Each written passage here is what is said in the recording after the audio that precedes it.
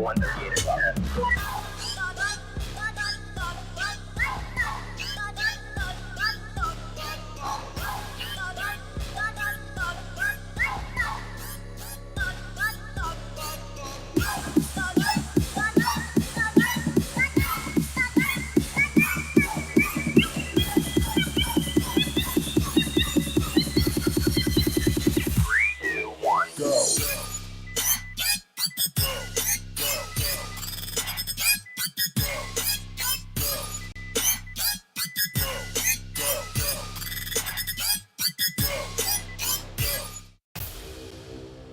Broadcasting across Australia on Dare Media Group radio stations, this is the Sportcat Show, uncovering secret chapters, strange encounters, and the occasional technical mishap.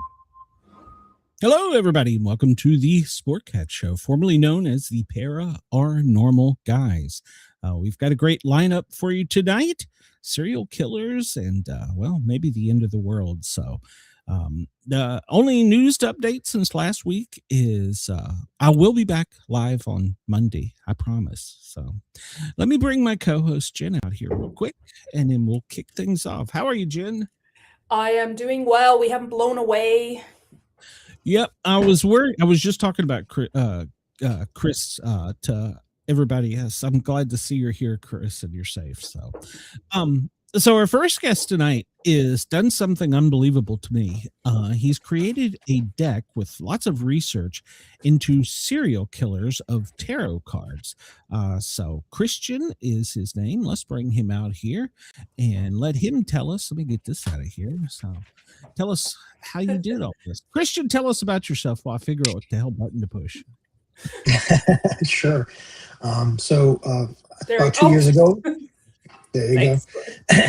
I set out to make a new tarot deck. You know, it's kind of what I do is I make tarot decks. I publish books, board games, anything like that. And I noticed that people were really, really interested in true crime, and that it was like the number one TV show, the number one podcast, everything.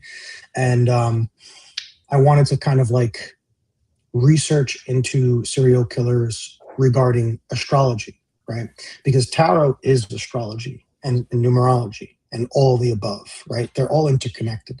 A lot of times when people hear astrology or tarot, they think that they're different, but it's all the same. Every card correlates to a planet. Every planet correlates to a card.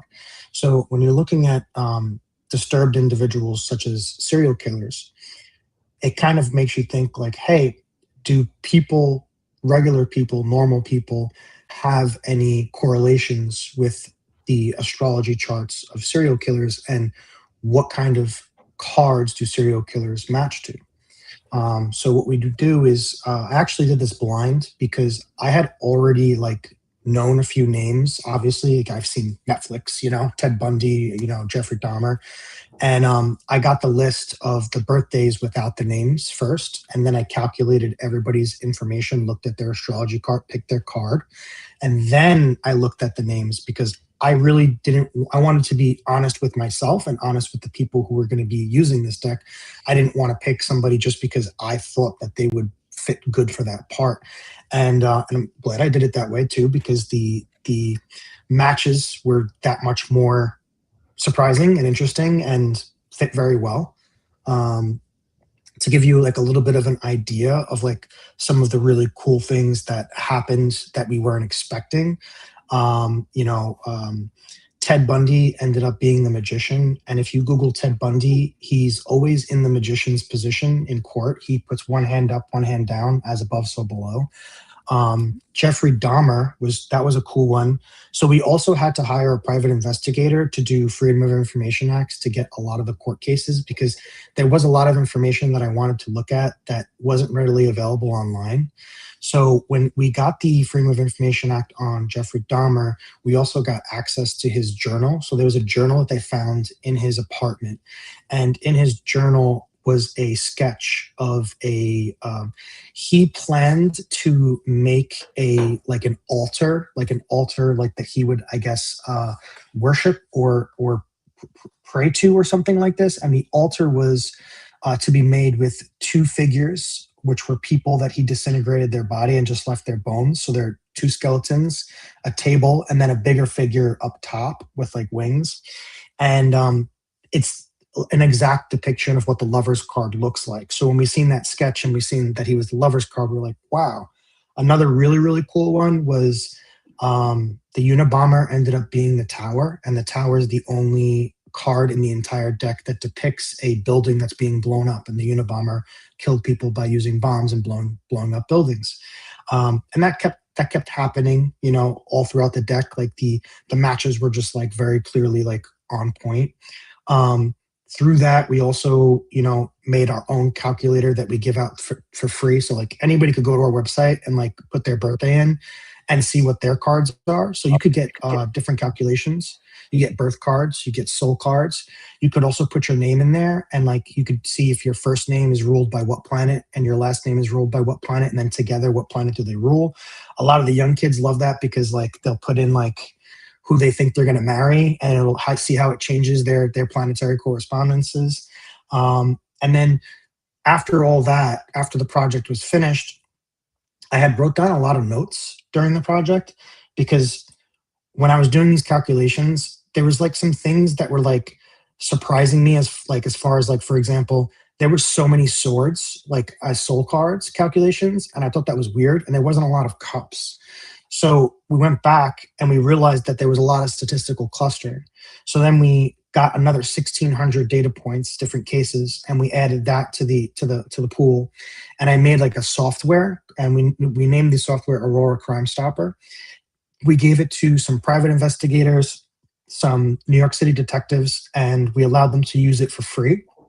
And essentially what it does is it gives a percentage of capability, not probability. So if you have a murder and, you know, the first 48 hours is really important, what our software can do is say there's 15 suspects. You have 48 hours. That's a lot of people to investigate. So if you put in their birthday information, it'll actually give you percentages of their capability of even committing such a crime.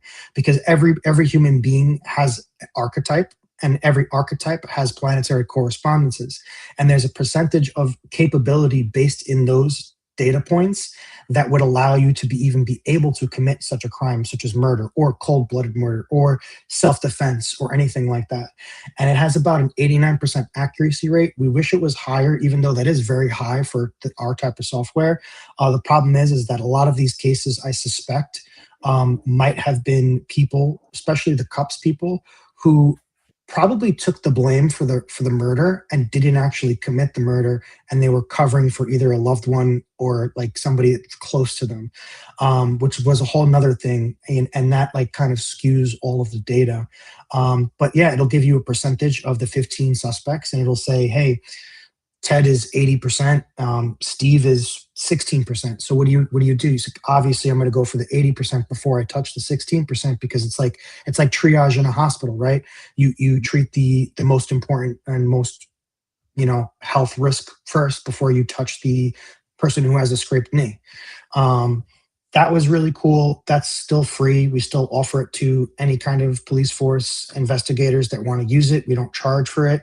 I'd love to see it adopted and, you know, maybe upgraded with the DOJ records. However, you know, the court system doesn't really like astrology and that kind of stuff, because it's not like as concrete as like, you know, other things. But we're not solving cases here. It's just a triage device. So I don't really see the problem.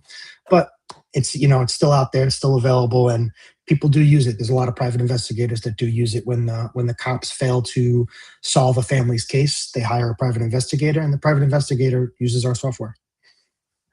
Wow. So for the layman, so when you say astrology, my first thoughts are, I'm a Libra. It's more than that, isn't it? Yeah, so just the terminology of like the signs, like, you know, Libra, Gemini, Sagittarius, you know, Capricorn, that's kind of just like, you know, labeling sections of the library. Like, this is fiction, nonfiction, this is, you know what I'm saying? Then you have a chart behind your birthday that has hundreds of data points on it that you could tell so many different things from. You know, is your K2 squared your Mars node? Is your Jupiter in your lower left-hand corner? You know, there's so many different things that you can find out and use your astrology chart for. It's not as cut and dry as just you were born in this month, so you're this sign. Wow. Interesting. Warren says in the chat, you've seen the Dahmer diary? Yes. So in order to get to see the information that's in the Dahmer diary, you have to do a Freedom of Information Act. I personally didn't know how to do that. So we hired a private investigator to do that for us. And it does cost some money. It's not free. I think there's also a fee when you pull files with the Freedom of Information Act as well. And you could get those files. You could look at it. You could look at all the court cases. I would recommend not doing that if you aren't prepared to see some things that you might lose some sleep over. Because unfortunately, like, you know, when I set out to do this, I didn't really think that I would have to end up going through a lot of that stuff. And I did have to go through a lot of that stuff. And it's very disturbing. So, I mean, just fair warning there. I can see that. As a paramedic on the scene of many traumatic cause fatalities, I see a lot of them are like crimes of passion. So how does the numbers work with a crime? I mean, like, you've heard the term seeing red, and there always seems to be, they knew the person, there was a connection. Does that make sense? Yeah. So that's like more of the ordinary side of things. Is crime of passion is more ordinary, right? And when we say passion, I'm thinking you're saying like some out of love, if somebody, revenge, that kind of thing. That's very ordinary, civilized society type of stuff. And it sounds crazy to say that's civilized society, but that's pretty much since the dawn of time, that's civilized society stuff. And a lot of those people fall into cups categories. However, if you have somebody who is a sword and they get put into a situation like that, their capability percentage could be 89%, and they could definitely do it. But if that person had, gone through certain events in life and had done the inner work of dealing with their traumas and evolving as a human being and growing as a human being, they might just see that opportunity and be like, I could do this, but now I'm good, and walk away. Right? It's all about like, people go hang out with the monks and meditate for 5 years because they want to. It's things like that. Some people, don't have that fortunate situation, and they do have those traumas, and they haven't dealt with them. And if they were a sword, they more than likely would have acted on that. Do you think that people's trauma and suffering kind of help to accelerate changes in them, like change who they are? Or do you think that they just sort of open traits that were already there? Yes, both are true. It's true in the sense that I think you can consider yourself lucky or unlucky if you've had traumatic situations. The unlucky side of having a traumatic situation is it happened to you, right? The lucky side, and the side you should be grateful for, is that you made it out, and now you're a better person and you have grown as a person because of it. And to be a really great person, you need to have had experienced serious traumas in life. And if you haven't, if you just had a normal, easy peasy life, I'm sure you can still be a great person. But when I say a great person, I mean somebody that has like real depth to them, real personality, they have a strong mind, they're strong emotions, and they're very self-aware and aware of others and all that stuff. And it's almost like a spiritual enlightenment type of a thing, right? It's like a fast track to spiritual enlightenment. But there are some people, again, that have these experiences and it becomes their life, and they don't have the strength or the means or the tools necessary to overcome it. And we see this every day in all kinds of situations. What do you think it is in those people that do, they take something bad? What trait, or do you think that they possess that they can turn a bad thing into something good versus just giving up? If the tools are there, meaning like if like, just say astrology wise, let's say in your scenario, this person has all the tools necessary as far as astrology goes to make that decision. There isn't necessarily a trait there. That's free will, right? And, maybe right now you're in a slump maybe you're smoking too much pot, you're drinking too much. That might be the thing that you're doing right now, and you're probably not going to be able to get ahead in that sense, right? But maybe further on down the line, you might have that coming to God moment or that epiphany to do that.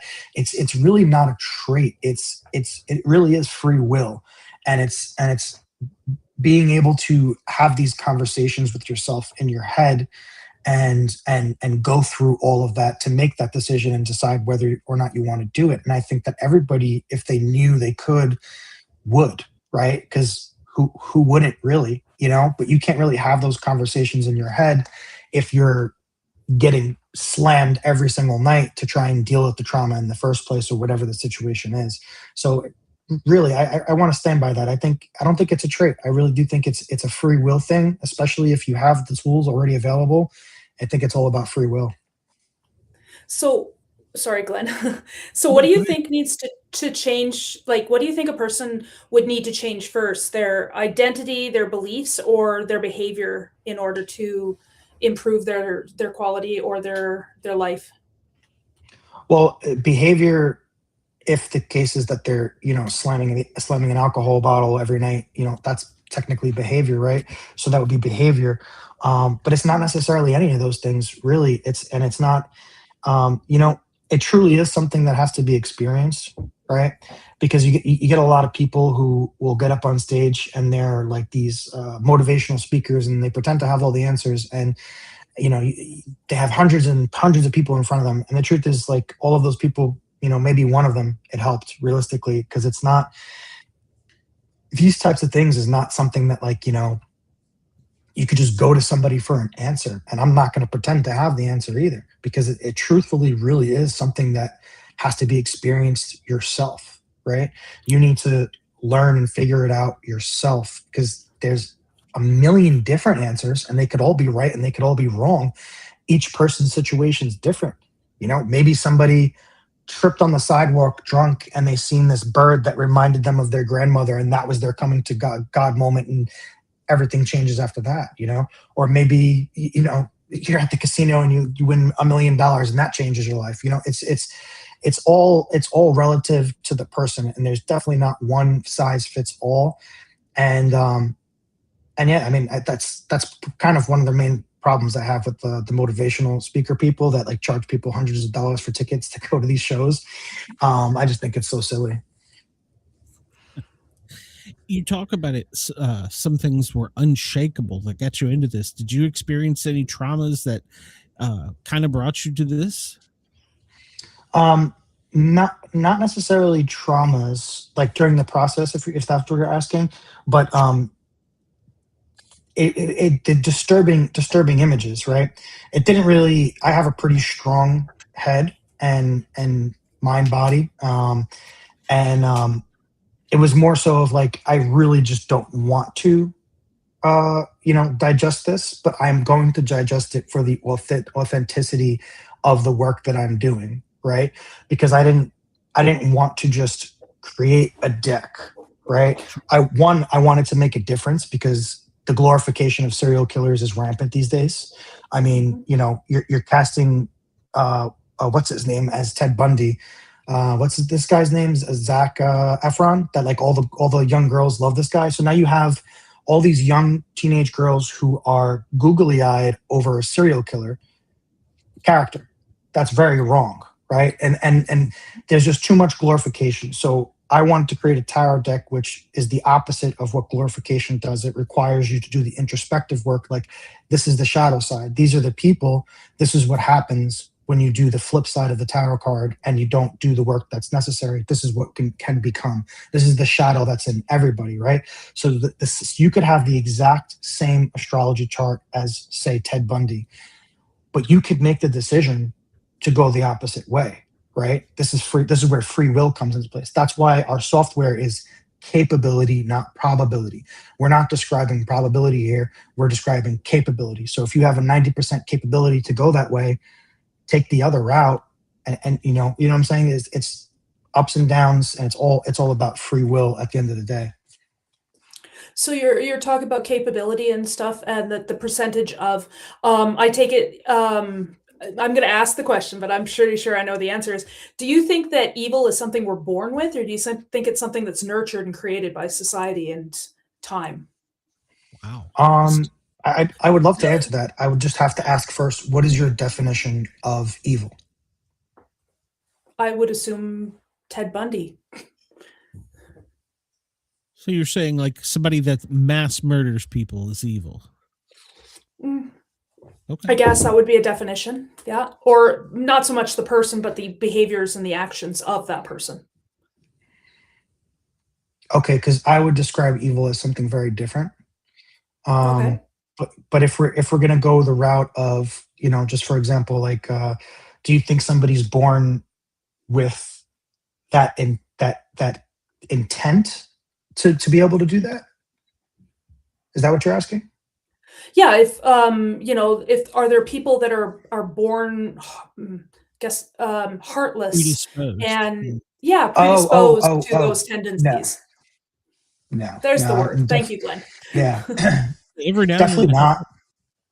I don't think so. There is a very, very large portion of the population of the world that doesn't have inner monologue. So they're kind of just like, I'm assuming the both of you guys talk to yourselves in your head, right? Oh yeah. Yeah. Okay. So we think that's a normal. Yeah, we think that's a normal thing. There's a large portion of society that doesn't have that, and I know that might be something hard to wrap your head around, but like quite literally, and it's hard to imagine because you always talk to yourself in your head and you think, but a very large portion of our population, more so than not, does not have that. They don't have a voice to talk to. And I've met quite a few of these people, and you asked them, it's like, oh, I was like, you don't have a voice to talk to? And they're like, what are you talking about, a voice to talk to? I was like, so like when you got up to grab that drink, did you think in your head like, oh, I'm going to go grab that drink? And they said, no, I just went to go grab the drink. So it's like, that's also a large portion of the population, right?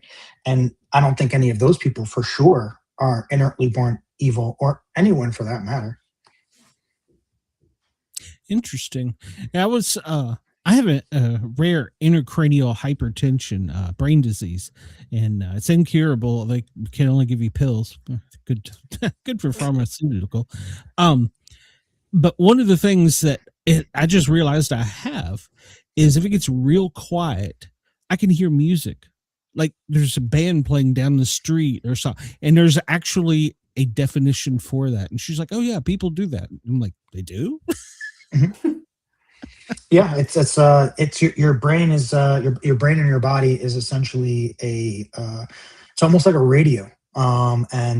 People when you're using tarot cards, some people channel. When you're doing psychic readings or anything like that, you're basically channeling. Anybody could really channel. Of course, the CIA found this out too, and they found a way to send words and voices into your head. Very famously. Yeah, they did that to a very famous channeler who was really famous in the 90s. He did like channeling like the aliens and whatnot. And he basically somehow, like, kudos to this guy for real. He figured out at some point during his career that he was compromised because the CIA was actually sending him messages, and he was able to differentiate that, hey, these aren't the same people who are talking to me. This isn't the same type of dialogue. There's something going on here. And he figured it out. And he basically, instead of like trying to fight it or continue going, he actually just ended his career and disappeared and never did another channeling. Totally like didn't write another book, nothing. He just like totally like effed off and was like, I'm done. See, as chat real quick. Let's hit this. What about early development? Anything that is shared or similar? There's a lot of early development patterns, like trauma-wise, for sure, with a lot of these killers. But that's getting into the psychological aspect of it. And I'll give you one. Like one is a lot of them have a lot of mom issues, and a lot of like parental issues in general, but more specifically, mom. The reason why I say like that's getting into the psychological is because it's very different when you're talking about the psychological and you're talking about astrology. I'm going to say something a little controversial, but I, you know, I've been doing this for 15 years, and I could probably say that has some weight to it. If we used astrology in combination with or instead of psychotherapy, we would help a lot more people, because the psychological psychotherapy aspect of how we treat people with traumas can be what you learn in 6 months of re-traumatizing an individual by making them talk about their traumas. You could learn in one day just by looking at their astrology chart, right? Like your astrology chart can tell you a lot of things. Like I could look at somebody's astrology chart and I could say, hey, you had a really bad relationship with your mom growing up. This, that, and the third happened. Hey, by the way, you know, your Mars is in your third corner and it's squaring your K2. You should really watch your blood. Be really careful with your blood. Maybe drink some beet juice every now and again, and wear some red coral, you know, stuff like that, just to help with that. Like you could see health elements, you can see traumas, you could see life experiences, you could see money lines, and then there's astrocartography on top of that, which is basically looking at your ley lines and looking at the map of the earth and seeing where all of your planetary lines are. So like a really great place to live would be in your sun line, right? A really bad place to live, maybe depending on your chart, might be in your Mars line, right? And there's so much more available to you through astrology, numerology, astrocartography, tarot, all these things that could help somebody like that versus psychotherapy and talking about like things that happened in early childhood development and all that stuff. And I wish that there are actually, I've come across a few people I know that are therapists that started using tarot and astrology in their work. And I've been hearing really great things. So I hope like more people start to do that. Interesting. I've written some notes. I'm like, I'm going to check out that. I'm going to check out that. That's a lot of stuff. I was gonna ask the question. You know, like sometimes we know we need to change, but we resist it. Why do we resist it so much, even though we know it's good for us? Yeah. So because that's change, and change is hard, right? And it's so much easier to stay in what's known and what's common, right? And your ego likes to stay comfortable, right? And you know, you always have an ego, but like when you make like a big change, you kind of like transform the ego a little bit. The ego turns into something else, right? Because you've overcame this thing, right? This trauma. It's kind of like knowing that you need to take this medicine, and knowing that by taking this medicine for the next 8 hours, you're going to be possibly in pain, possibly really uncomfortable. Maybe you're going to sweat. Maybe you're going to shit yourself. Maybe you're going to throw up, you know, whatever it is. But you know you have to take this medicine because this medicine is what's going to make you better. But for 6 hours, you're going to be really uncomfortable. And, you know, a lot of people won't take the medicine because they know what's coming and they know that the uncomfortability, and they'd rather just deal with it and not have the uncomfortability and stay with the comfortability that they're in than actually get better. When you're talking about ego, you're not talking about like, you know, somebody's got an ego and they think better of themselves. You're talking about like that part of the consciousness, like ego, id. I can't remember what the other one is. Well, ego is your name, right? So, you know, I'm Christian. My ego is Christian, right? Okay. You know, that's like the easiest way to explain it, because without your ego, you wouldn't have a name, and we wouldn't be able to converse with each other if we did not have egos, right?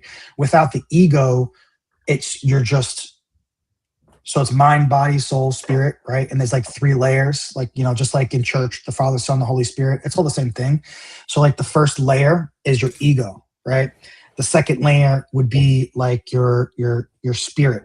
And then the third layer would be just like absolute consciousness, right?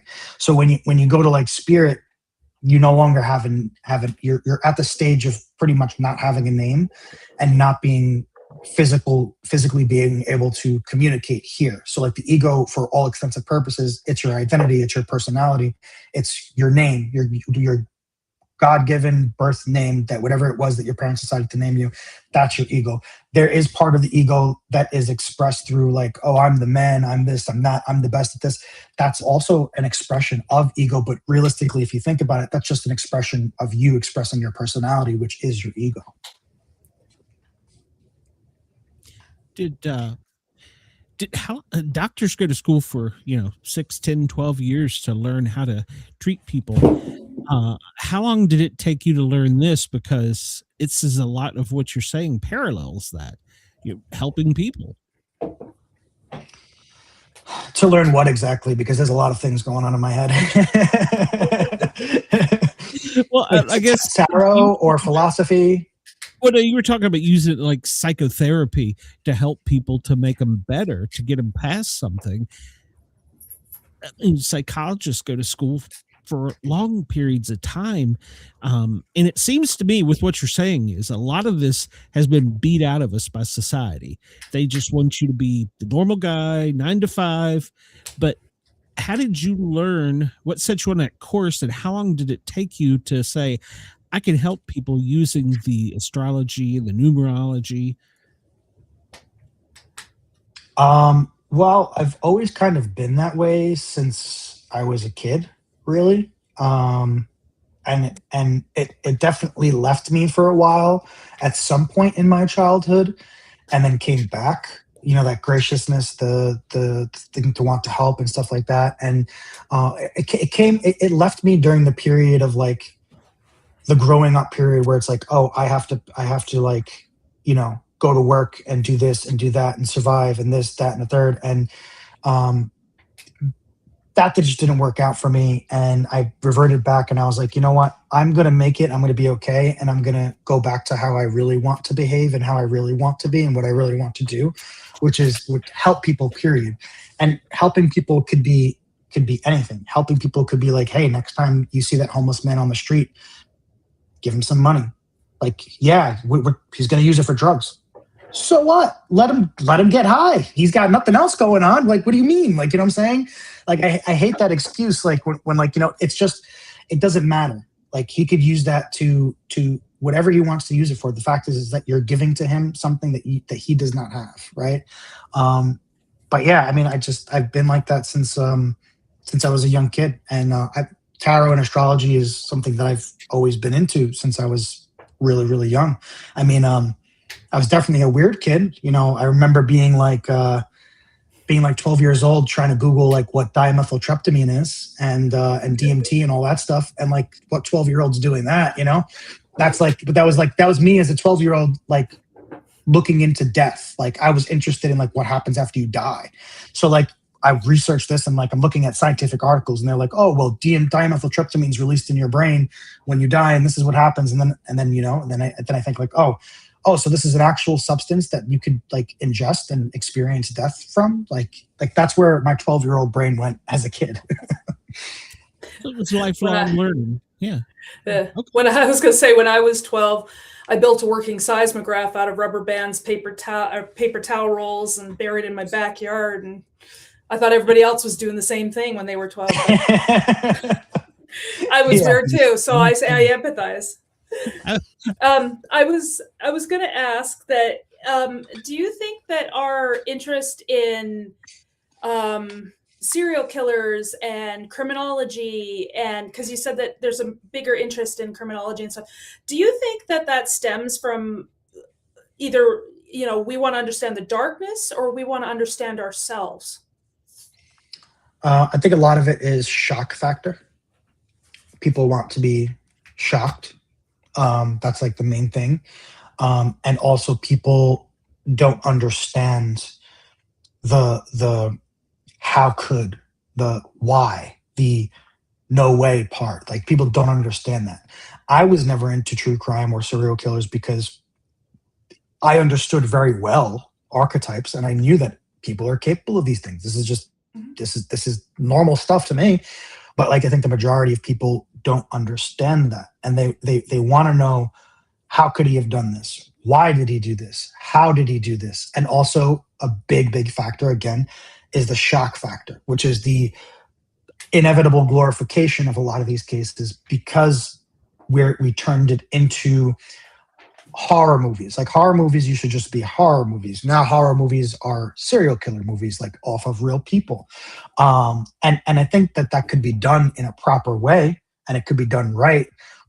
Not when you're hiring like the hottest actor possible to play the serial killer. I think that's just like I understand like there's definitely people around the round table in that like producer room, and they were just like, all right guys, how do we make the most money off of this? And that's the reason why they did it.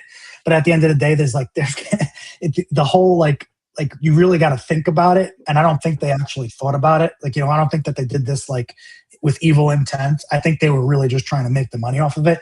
But that's just like the commercial capitalistic way of how we do things, really realistically here in America. Warren in our chat asked, have you done DMT? Have I personally done DMT? No, and I will not do DMT. The closest thing that I've ever done to DMT is probably ayahuasca tea. There is DMT in ayahuasca. Okay, I'm gonna be the naive one here and say, what is DMT? DMT, dimethyltryptamine, is released in your brain when you die. It's the acronym. Okay, got it. Yeah. You were saying it was in a tea. People do these weird things, yeah. So every living thing on Earth has DMT inside of it. If it's living, it has DMT.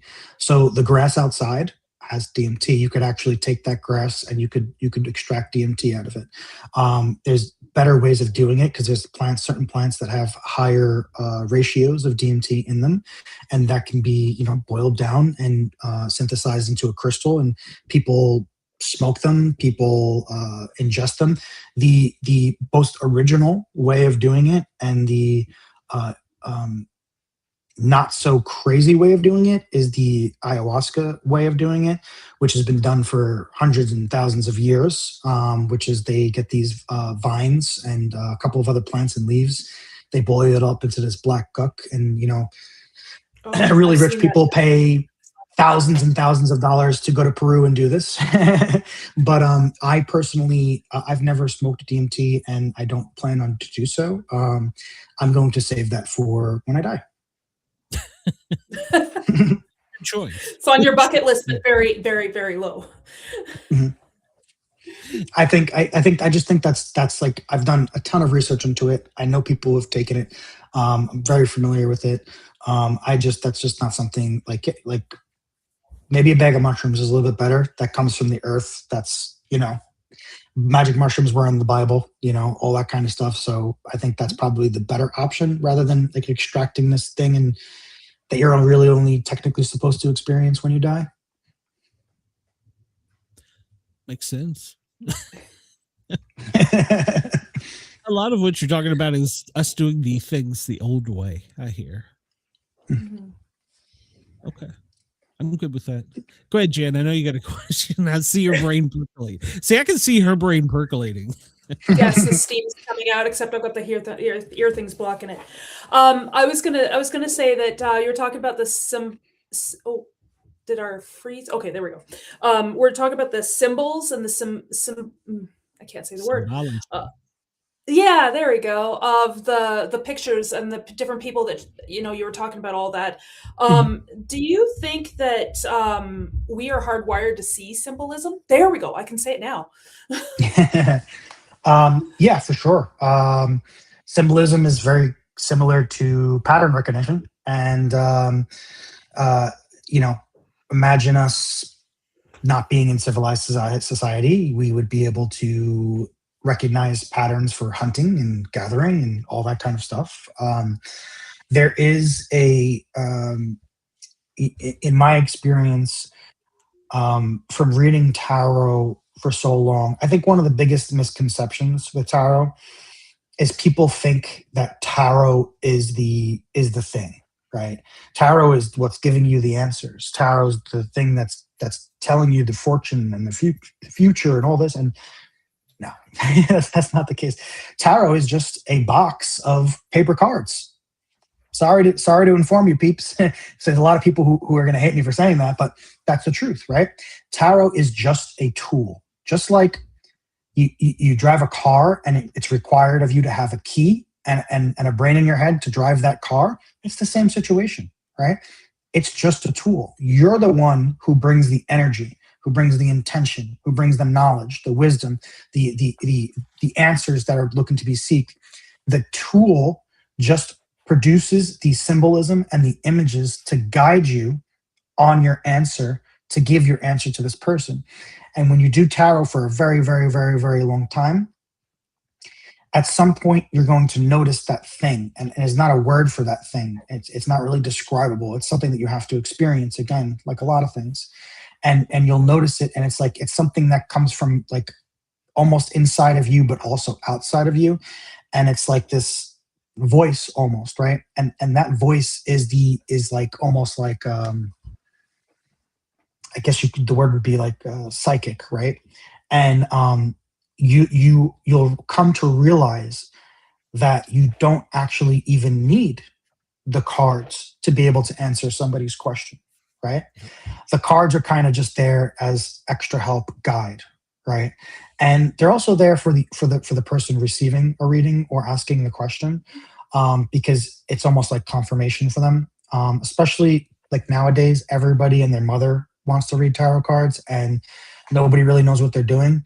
And so like they'll give a reading and they'll just say whatever they want to say. So like the cards are also there for representation and comfort for the person who's asking the question. I hear a lot of manifestation and intention. Pretty much. Yeah. Manifestation's a tricky word though, but yeah. Yeah. I practiced remote viewing for a little while to play with it, if that makes sense. So we actually have a board game that we're making, and it's based off of the CIA documents for remote viewing. And essentially what it does is it tricks you into remote viewing as a game, and it develops your skill for remote viewing. Ooh, I have to check that out. Hopefully soon. You talk about that moment. I was in a class with a bunch of people learning remote viewing, and at one point you have to draw, and then if you get to the next level you make like little clay figures or stuff. And I'm making this thing, I'm like, what am I seeing? And at the time, my job, I was a flight paramedic, and it was a building in San Francisco. It's the real famous one. It's kind of an angle. I was drawing and making that, but I didn't know what it was because I was looking at it from here. And he told me, he says, stop, get your pencil out, and then change your view. You're so used to, because your job looking down, look this way. And I did. And I'm like, it's a building, Transamerica building. There you go. I was like, I have a picture of it, but I couldn't remember the name of it. Target, the whole classroom. I got moved to a different classroom after that. But yeah. Drawing's really powerful. With remote viewing and just in general, drawing. I'm an artist, obviously, so I draw a lot. When I was a really young kid, I used to have this really cool, like, those oversized sketchbooks, and I used to draw on it every day. And this was over a year before 9/11 actually happened. And in the sketchbook, I drew the Twin Towers getting hit by a plane. And after the 9/11 happened, we were moving, and my mother seen the sketchbook, and she realized that like I had drawn that. And then the following pages after the 9/11 drawing was bombs and war and stuff going on in a desert, which was, the war that went on afterwards. And she actually wrote, she was in college at the time, and she wrote her paper about me and doing that as a kid. But yeah, drawing can be used to, one, remote view, and two, see a glimpse into what the future holds. I do less seeing and more hearing, like just intuition. And I was gonna actually ask you, about intuition and its relation to creativity. Do you think it's something that can be taught? Not in the traditional sense of teaching, but yeah, and they're both the same thing. Creativity is the thing. Like creativity is the juice, right? Mhm. Creativity is love. Love is creativity. The most godly, holy, spiritual thing you could possibly do in your life is create, right? The most holy, spiritual, greatest thing you can create is life, right? By having a kid, right? God created you and whatever you believe in, right? And then you create this child. That's like the most spiritual, craziest thing that you could possibly create besides art and making games and cards. That's creation, right? And creation is intuition.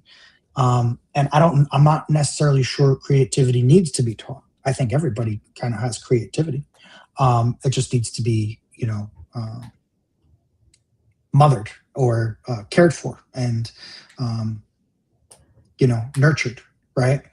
And that goes hand in hand with intuition. I think intuition is the same thing. There are some people that are naturally more creative, like they just thrive and take to different mediums of creativity and stuff.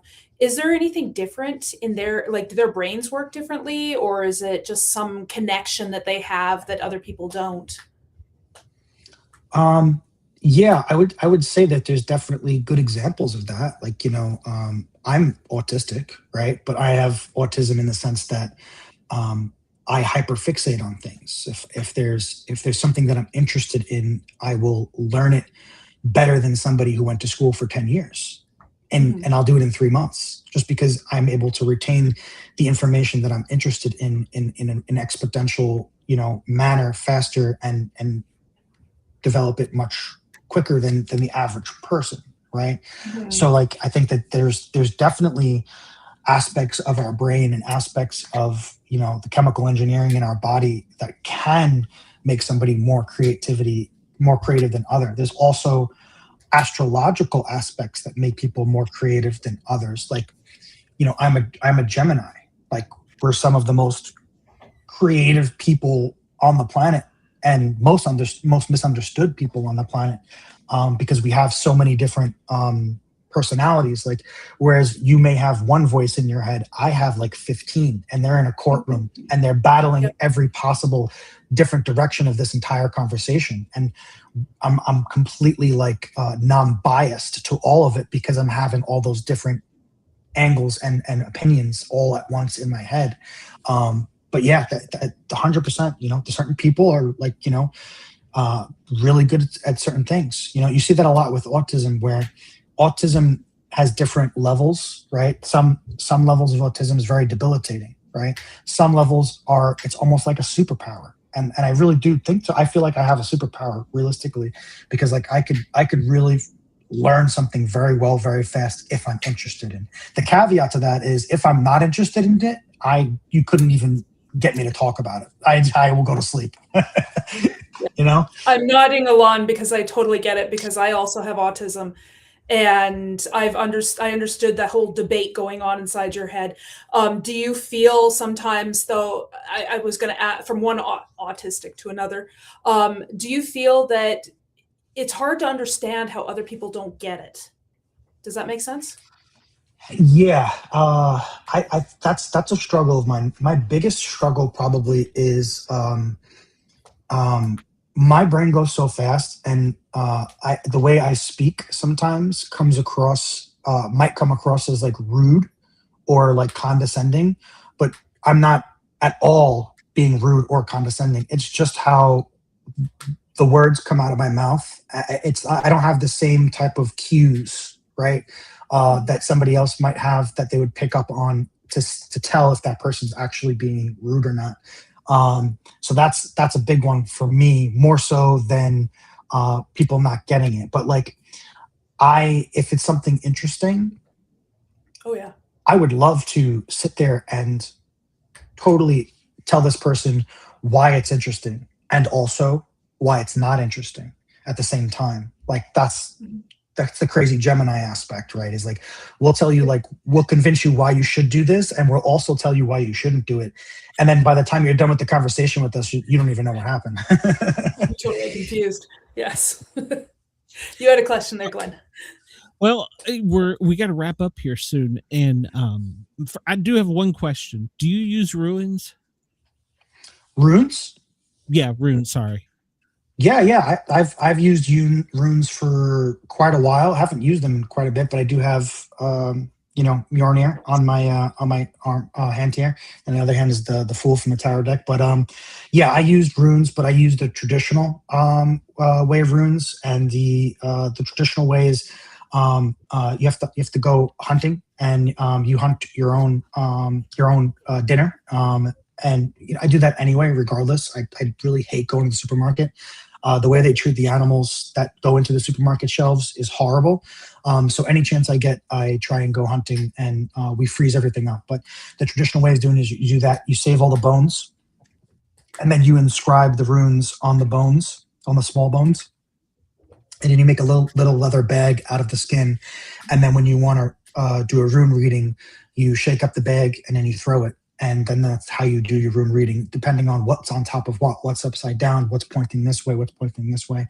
But the runes they correlate to every single one of the tarot cards, and they correlate to every single one of the astrology signs. It's all the same. They all work interchangeably. They're just like different languages. That's all. Okay. Yeah. Because I've been drawn to them for some reason, but at any rate, we're gonna have you back because you're great. I feel like I could keep you 2 hours. So that would be fun. We'll set it up. We always ask, have you ever had a paranormal experience, seen Bigfoot, anything? Sure, I've had 2 pretty crazy experiences. I will save the short one. I will save the long one and really crazy one for next time I come. The first one is a little bit shorter, but I took a trip out to New Mexico, Taos, New Mexico, during COVID. And Taos, New Mexico is right next to that suspected UFO research facility out there in the desert, New Mexico. I drove, it was like it was almost a 30-hour drive. And I pretty much drove straight. So I could have been hallucinating as well. But I'm pretty sure I wasn't. When we got there, first thing we did, we unpacked our bags, got in there. I was checking out the Airbnb. I went into the backyard, and I was just blown away by the sky, because in New York, we don't really see stars in New York. And then to go down to New Mexico and see like actual, like you could see the Milky Way in the sky. Like it's so clear. It's like amazing. And I'm looking at all these stars and everything. And I noticed that there was like 2 lights that were like zigzagging. And I'm like, obviously that's not a shooting star. That's not a regular star. That's not a planet. Like that's not a plane. And they were just like zipping around. And I came to the conclusion, I was very tired, obviously, but I came to the conclusion after the fact when they disappeared. I was like, that had to be a UFO. Those were definitely UFOs. And then like I'm like, isn't there like one of those facility places like somewhere over here where no, it was where they had the crash. There was a crash down there. What's the name of the crash? You guys would know. Roswell, Area 50. Roswell, yes. Roswell is literally an hour away from Taos. So I was like, that's what it was. And I was like, and that was pretty cool. That was interesting. That was the first time I ever seen something in the sky that I could like, with 99% assurity, say that it was probably a UFO. I'm going to go with you believe in aliens too. To an extent, the aliens definitely exist. I think that the aliens that were being disclosed of being existing, I think there's a narrative being played by the government disclosure program, and I think a lot of what they're telling us is not the truth. I think it's a narrative to do sort of a brainwashing, but aliens for sure, 100%, they exist. Project Blue lost a lot of wasted Yeah. space. There wasn't. Yeah, mathematically, it just wouldn't be possible, I don't think. So, but yeah, I think Project Blue Book. We had a guy on here. He was an author that worked for some special agency, and he wrote the book Hush. I read that and this changed my whole view on this stuff. You should look up Project Blue Beam. Project Blue Beam. Okay. Blue Beam. I don't know if you ever heard of that one, but that was a project to be able to project holographics into the sky and move them around. And it was suspected that that was going to be used for disclosure, when they do disclosure, to usher in aliens and get us more comfortable with that. Say like, hey, now we have to be a one world government and we need a one world currency and everybody needs to get behind this and follow the rules. And this is how it's going to be, digital currency, this, and you need digital ID. That's kind of like the whole conspiracy theory behind that idea. Yep. Nope, I've heard it, know about it well. So, grew up around Fort Belvoir, if you know anything about that, just outside of Washington. Okay. All that stuff. Yeah, where they taught all that or trained on all that stuff. So, yeah. We're gonna get you back. We'll have you in August, maybe, if you'd like. Sure. I'll just schedule you for 2 hours because I'm fascinated by this. And I don't know, maybe we can. Do you do readings on people? I haven't. I do them for friends and family nowadays.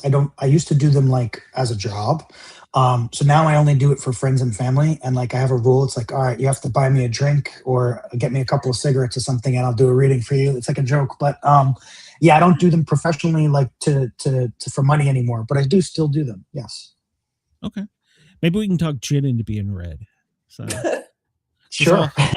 Oh, we know she likes karate, paintballing, and she drives a Prius. That's about it. That's all I know. So we could do that.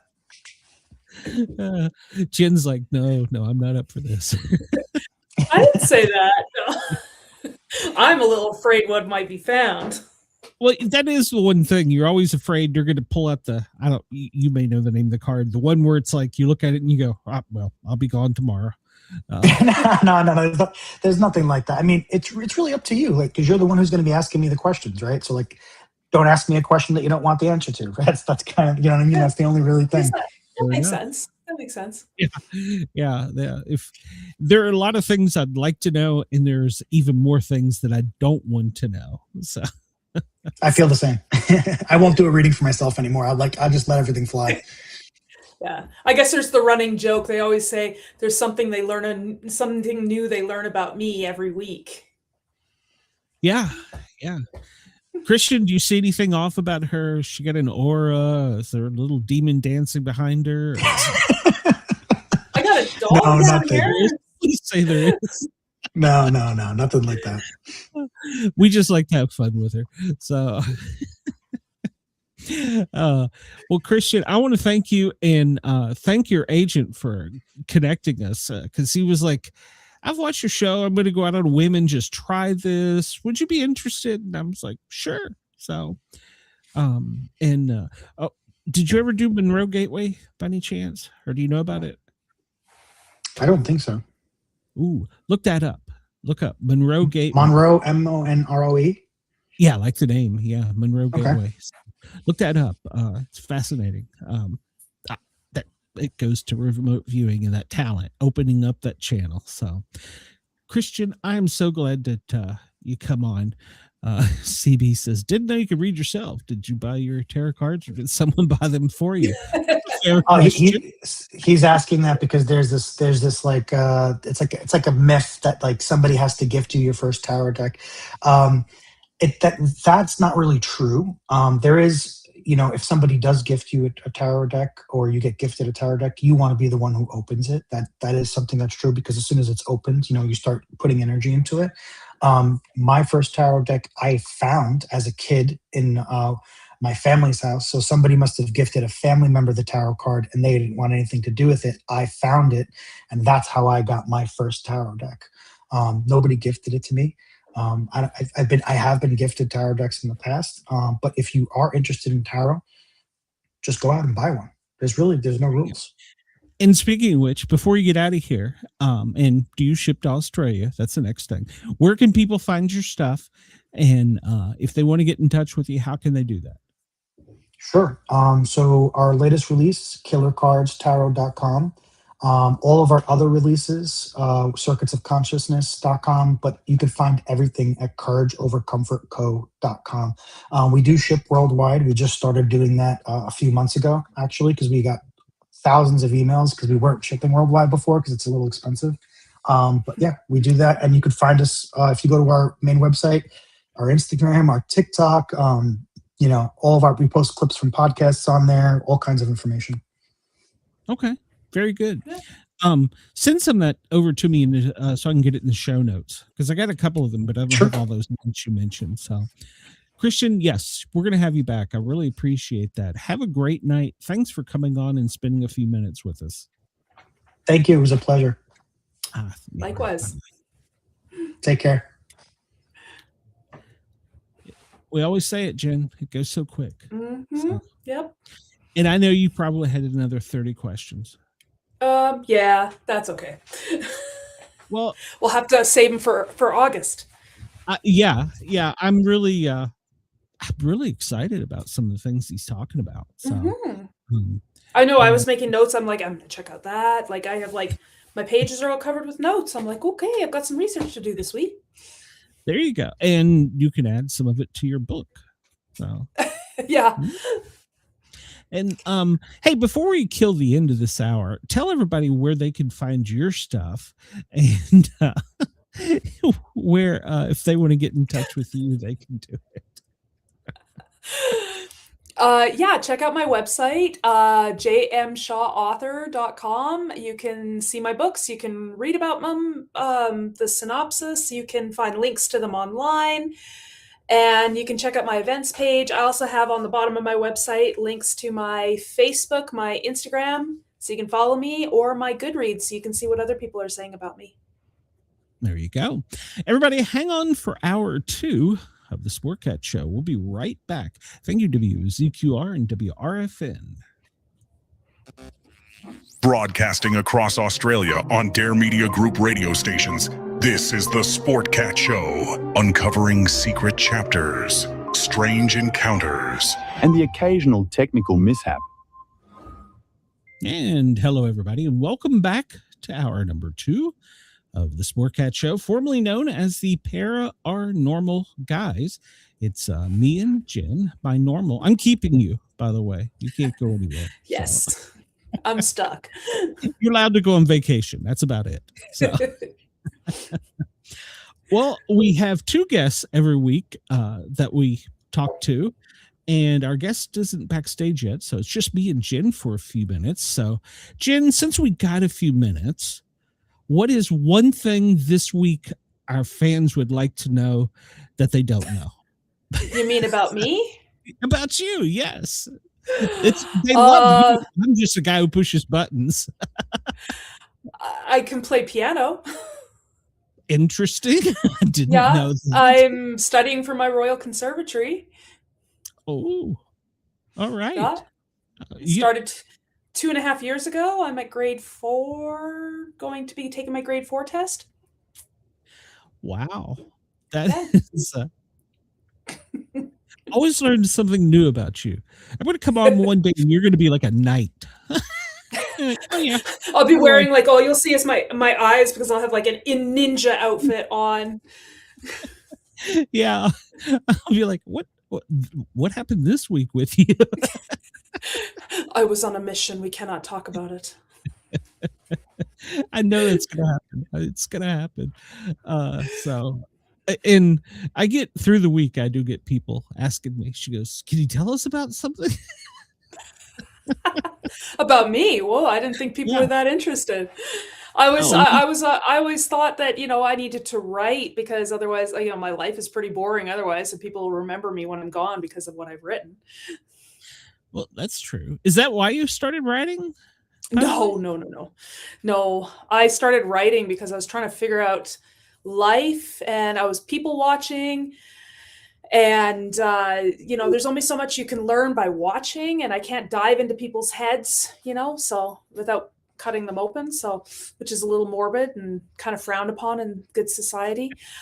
So I started creating fictional characters so I could dive into their heads and kind of live vicariously through them. And then it kind of turned into a passion, an obsession, a self-care. Now it's just therapy. It's cheaper. At least I made a mark. Yes, I have. I apparently have. And you were just saying, do you really think about it that way, that people will remember you for life because it's in print? I don't know. I just remember hearing that when I was younger. It's like, do something worth writing about or write something worth reading. I can't remember who it says that said that. I think it was George Bernard Shaw. And I think it stuck in my head because my last name is Shaw and George Bernard Shaw. And then, it made sense to me. So I just kind of embraced it. Yeah, I lobotomized my fictional characters. That's hilarious. I love that. Yeah, I possessed them. If you think about it that way, I became their inner voice. Yeah, putting them through the ringer. I think if I met them in person, because somebody asked me, is like, are your characters you? And I said, oh, good Lord, no. I think my characters would want to strangle me for the crap I put them through. What you were saying, I always wanted to do something that I would be remembered, like a legacy. And one thing, once I'd been a paramedic for a long time, I remembered an old paramedic saying, learn something, teach something, and then they'll remember you. Yeah. And do something. Yeah. And so I started teaching for a while, and I had these kids calling me up, and they're like, I want to tell you, I heard your voice in my head when this happened. I think that's kind of cool. So like you, I wanted to leave an impression. I didn't want to be just that guy 9 to 5 and the button pusher for Jen. So the button pusher for me. More out of my life. CB says he has some fictional characters that lobotomize others. Yes. Yeah. I'm intrigued. I had somebody was asking me about, like, okay, so I have 2 bad guys in my first book. And then I was telling him, I said, I have a couple, there's obviously bad guys in my second book. And I said, but 2 of my bad guys in my second book become 1. And then they were like, ooh, that's interesting. And I was like, yeah, but I won't go into details on that. So there was some lobotomizing going on there, I guess, then too. Our interbreeding. No. You're not a very spicy novel, so. No, I don't write spice. Sorry. No. It's not my jam. Some people do. Yeah. So.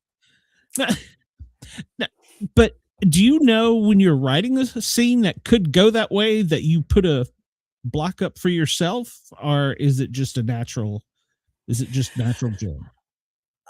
You know what? I've never really encountered that, but I suppose what I do is I would write a version for myself and then set it aside so nobody ever sees it. And it would just be mine. That's fair. That's fair. So, I mean, sometimes my characters like kind of have their own life going on there, and I'm like, shush, no, we're gonna stay on track. You've said that before. Do you ever picture him looking back at you and going, what the hell are you doing? Like they're breaking the fourth wall? I did try that one time when I was younger, many, many years ago. And I would, if I probably have a better chance of doing it now. But when I was younger me, I did try to write a book where my character chewed me out for the crap I was putting him through. And I thought, okay, this is just weird. And Brenda, always looking for porn.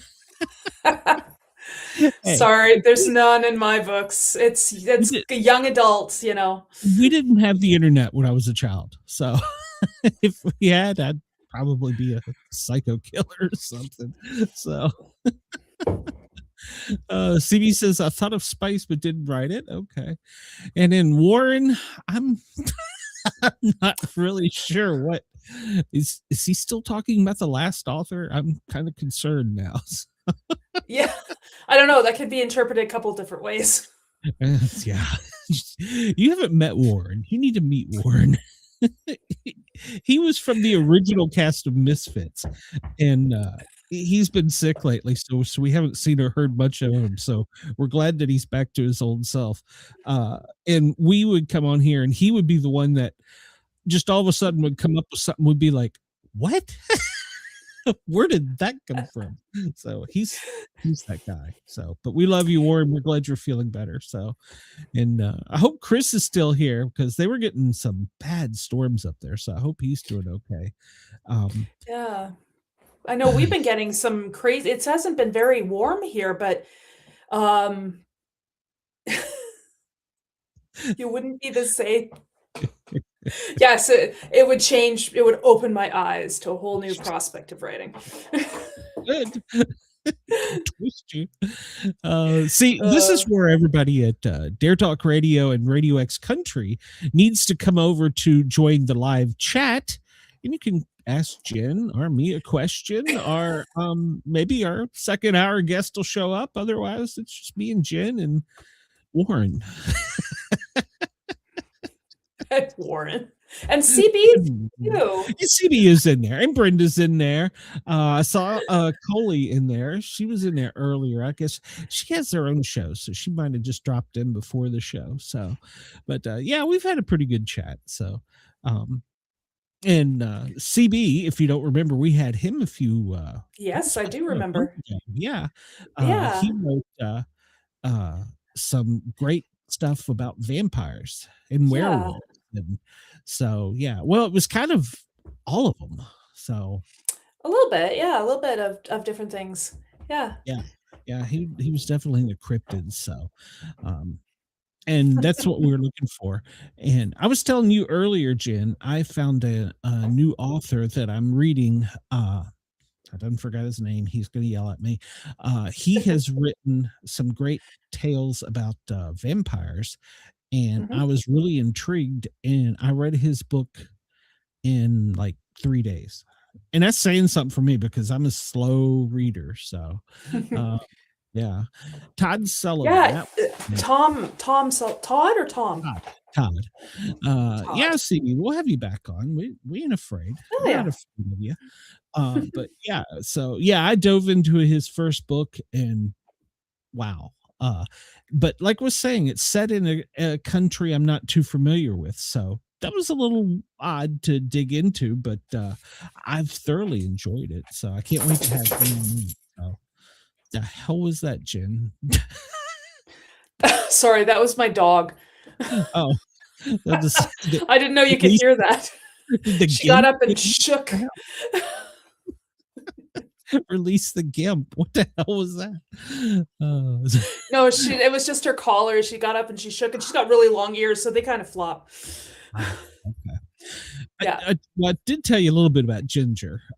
So yeah, I had an incident with her where I was afraid she'd had a stroke, so I took her to the vet. Turns out that don't give your dog gummies. But she's fine. But now I felt so guilty. I bought her a spa day. So it's like I'm making up with her. So what do they do in the doggy spa day? Well, she's gonna get a full bath, which I'm sure she's not gonna like. I was gonna say, I don't think my dog likes her spa days.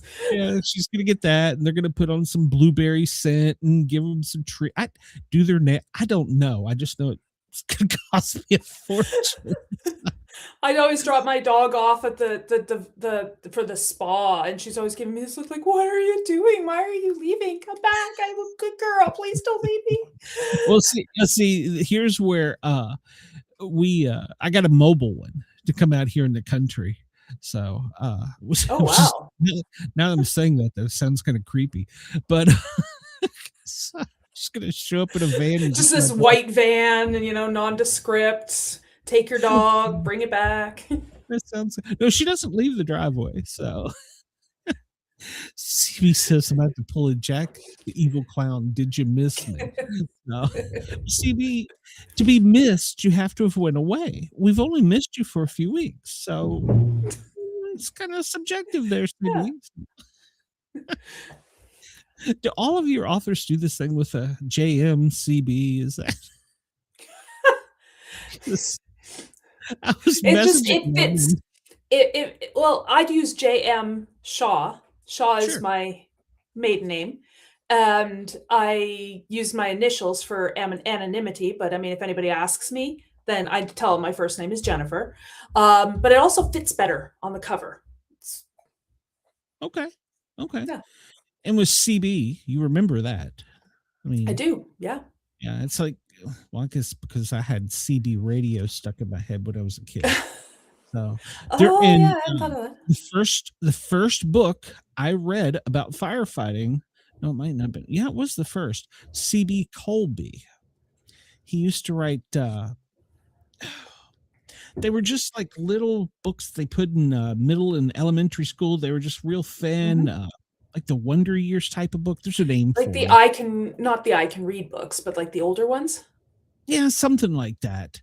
And he did one on like astronauts and firemen and blah blah blah. Oh, okay. I know what you're talking And about. I don't know yeah, what they're called, but yeah, I know what you're talking about. yeah, and he was the in fact went on eBay and paid a large sum of money to get that book.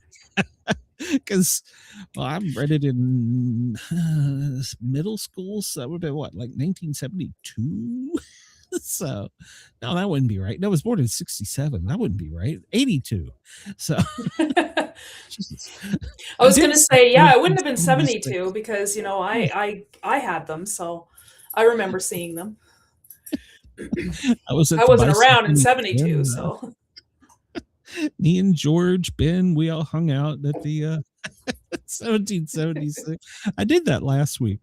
So maybe our second hour guest has seen the way I've screwed up a past few guests on the second hour. I call them a different name. I talk to them about their not their I unreal. can't stop you. I can't stop the words that sometimes come out of your mouth, and I'm sitting there going, "No, no." You know what? You need to get one of those soccer things like they pull out of their getting hold up. And when you Hold see it up for the whole audience to see. The host. you're like, oh, hold on, Jen, to you. CB says he got it from H.P. Lovecraft. Oh, I Okay. love H.P. Lovecraft. Yeah. Don't I know mean, that some of that's weird. Some of his ideas, and it just they're really out there, especially for the time when they came out. But you know, they're still really cool. Okay. Well, I might have to check that out. So, Yeah. because I don't know what you're talking about. So, Oh, maybe talking about our guest. They became a ghost. no, I was talking about H.P. Lovecraft. I was like, that Oh. one doesn't ring a bell with me. So, yeah. So Jen, you didn't realize you were going to get a whole second hour to work on improvisation. Improv. Is that what you said? I'm a parent. I improv all the time. That's true. Sometimes That's it works, sometimes it doesn't. Sometimes I'm wondering what's going on with me because, you know, when you blurt out threats to your child and you're like, oh gosh, I hope they don't call me on that. Like, if you don't eat your food, I'm going to eat you. Wait, what's wrong with me? Please don't call me on that. Whoa. Why did I say that? Whoa. Well, the famous one, I brought you into this world, I can take you out. So I've heard that. Yeah, I've heard that one. Yep. And then I gave my son the same curse that was given to me. I hope that one day you have a child just like you. My mother gave me that curse. He's like, I hate you for that. My mother gave me that curse. It's like, I hope you have a child just like you. Well, I had two. God. CB says he's glad to hear that he's not the only author besides Stephen King that loves H.P. Lovecraft. Okay. Do you know when I was the time when I started writing, my mom was doing her English degree, and we used to drive out to my grandparents' house every other weekend. And I had 4 brothers, and I was the oldest. So I think I was about maybe 11, 12 at the time. And I got to sit in the front seat of my mom's Cadillac DeVille. And all my brothers had to squeeze into the back seat. There were 4 of them, still not enough seatbelts. It was the day. And the only reason I got to sit in the front is because I could read my mom's college books. So I would spend an hour and a half reading Lawrence, Brontes, Conrad, Hardy, lots of Shakespeare. And that was when I started writing. And it really kind of screwed up my writing because I started writing like that. But that's a fascinating way to learn, though. It is. There were some words that I didn't understand, and I'd be like, I don't understand this word. And my mom's like, well, spell it out to me because she can't look because she's driving. And I was like, okay, spell, da, da, da, da, da, da. She's like, oh, that means this. And I'd be like, oh, that makes more sense than what I thought it was, and then I would remember that. So my vocabulary at age 12 was miles above my peers just because of that. Wow. But English wasn't my favorite subject. I was going to say, did any of that traumatize you? Like, no, it's because I mean, some pretty people clean. made him go the other way. You know what I'm saying? So no, I thought it was actually really, the grown-up books were a lot more interesting than the kid books. So it was either Nancy Drew or Tess of the Dubervilles. So, Nancy's always the same. She always solves it. So I preferred Scooby-Doo. So. Well, hey, Warren, if you haven't read Stephen King's The It wasn't based off of Mary Poppins. It's more of a sci-fi thing. Oh, there you go. She's going to educate you. I guess you didn't make it. Did you make it to the end of It? Because they tell you what he is. I don't want to give it away for anybody who hasn't read it, though. I haven't read that one. No. He's not my favorite author. I mean, some of his books are good, but I read one recently, and I feel like he, in some spots, is just kind of living off his fame. The stories are still good, but I think his writing's getting lazy in some spots because he's so well known. People are just going to buy his books. And I really hope that doesn't ever happen to me. Is it a bad thing to have? I mean, to get lazy in your writing? Well, I mean, I guess if your stories are really good, people don't tend to notice that, but maybe I've been stuck in editing mode for so long that I'm just like, okay, this sentence needs a comma. I can't get past that. I have to write a comma in there. Bruce says he is an ass and blocked her on X. What did you say to him? So many questions about that, Brenda. Oh, no. It did not help kids. Yeah. What? He's gotten softer. I'm putting you and Warren in a box. I don't know what you're talking about. Well, I was answering, Warren thinks that it was based on Mary Poppins. Yeah. And I'm like, no, it was not based on Mary Poppins. Balloons. Mary Poppins had an umbrella, though, didn't she? Yes. And she helped kids. She didn't kill kids. Wait a minute. Aren't they saying now that Peter Pan was the bad guy? Captain Hook was the good guy? I read that. Oh, I heard that somewhere. Yeah. I think somebody's been reading too much stuff. Ripped the idea and then turned it on its head. Yeah. I don't think I was told there's no original ideas out there for tropes anymore. I can see that. And that also hits on something that Christian said. Gosh, I wish I'd known that our second guest was showed up. I just kept Christian. Send him an email. Tell him to come back. He said that I have to go through his agent. You know how that works. He said something that put me in the mind of what a musician told me once on the show. Everybody has a hit song in them. Mm-hmm. If they get the right lyrics, they get the right person with the right tunes, and everybody has a hit song because there's nothing new. And that just kind of really stuck because there's so many one-hit wonders. I was like, that's kind of true. It's kind of true. So Warren has to bring him back. Well, I can shoot an email. Because I can edit this to go as long as we want. I mean, let's see here. Unless they're all getting bored of us. Yeah, maybe that's the case. I could start beguiling them with adventures in parenting. Let's see here. So you have to go through. Well, I can email both his agent and him. So that's what I'll do. Maybe if I can figure out how to do this, we can do this. But he was in New York, so it's not late where he is. So It's not? no, it's the same time as here. It's just what 10:20. So Oh, okay. yeah. So I didn't realize it was the same time. It was I thought there was a different time zone. no. Now you get over towards Nashville, and it turns into Central. So, but they're supposed to be redoing all that, I hear. So Oh, I'll just be glad when they don't do this daylight savings time. I saw a meme one time. It's like, so you spring ahead and then you fall back.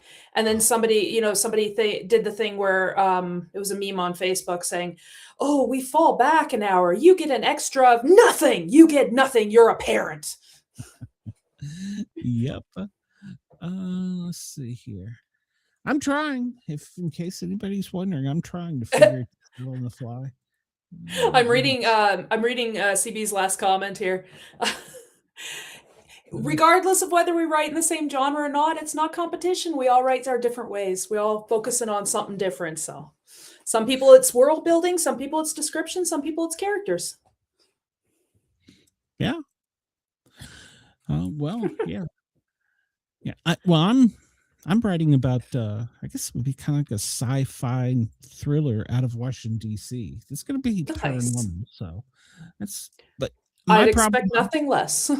Well, my problem I've run into is that I've got so many characters because around the president, there's like a ton of people. And I have to build them as I'm introducing them. You can't just say Bob called and says launch the bombs. So yeah, like who's Bob? yeah, you got exactly. there's so many different ways of introducing characters, and it's kind of like a creative challenge to kind of come up with a new way. It's like, I'm not just going to introduce them. How do I do this? They got to speak maybe, what do I call them until I know their name? Or how many ways can you have a character tell them your name? Yeah. When I'm saying like they're sitting in a room and General Schwarzkopf looks at the president and says, "Mr. President, it's time to push a button." I don't want that to be his first scene. I want them to go, Schwarzkopf, he's built like a football player. I don't know. I'm spitballing as it go. Typical Marine look, that built like a football player, gruff top, comes from a whatever. So so you need some description. Maybe you need to implant him into a chapter before that so that we can get to meet him and see where his role is, see what kind of person he is, so that we can kind of build a connection. So we kind of feel for this person who's all of a sudden in your story. So instead of chapter 1 being going right into the event that sets the whole book, maybe I should make like chapter 1 the staff. Because I mean, God, they got like 20 people around them at all times. So yeah, I couldn't pick something simple, could I? So I think it was Margaret Lawrence who said that sometimes if you're struggling with the point of view or a chapter, and you're like, this is a good chapter, but I don't know, to start my book with it, then it's the wrong chapter to start your book with, and you just haven't. You need to figure out who needs to be in that chapter, and when does it need to take place. Like, things have to lead up to the action. You can't just start with the action. I mean, some people do, and I've done it before too, but it's hard to do. Yeah. Brenda, if you want to come on, I'll send you the link. I ain't afraid. So maybe I should be afraid. I haven't seen Brenda online in a while. Where's Brenda? I've messaged her lately. What's Durban Fantasy? I don't know what Durban Fantasy is. So I have written basically a Wikipedia of my characters. And so that if I go back and I can go, all right, General Schwarzkopf, he's a short, stocky football player looking dude, so, and he comes from Mobile, Alabama, or you know what I'm saying?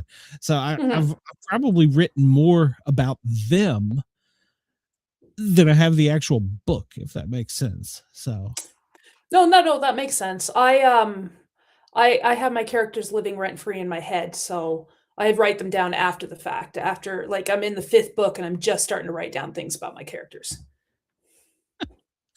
Brenda's not Oh Chris. gosh.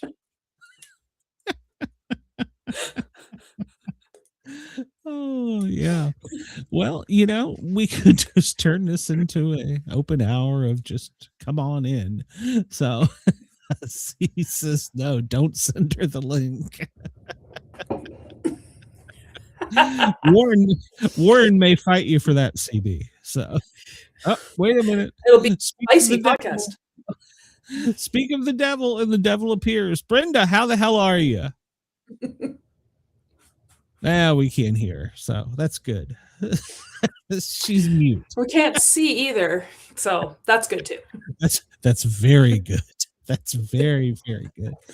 Brenda, we've got your little icon thingy, but we can't see you, so I don't know what's wrong with you. Oh, we can hear you now. Yes. So Well, I gotta adjust my damn mic anytime I come anywhere because I don't know what the problem is. How the hell again, Brenda? I like that the little poop emoji is right over the center of her screen. That's my poop emoji. I love it. It's cute. That's cinnamon. And you know what? For the longest time, I thought it was yogurt. I thought it was like soft ice cream for the longest time. Oh my God. Jen, what? Oh my God. I didn't understand Girl. it. I didn't understand that it was a poop emoji. And then I think my son explained it to me. He's like, Mom, that's poop.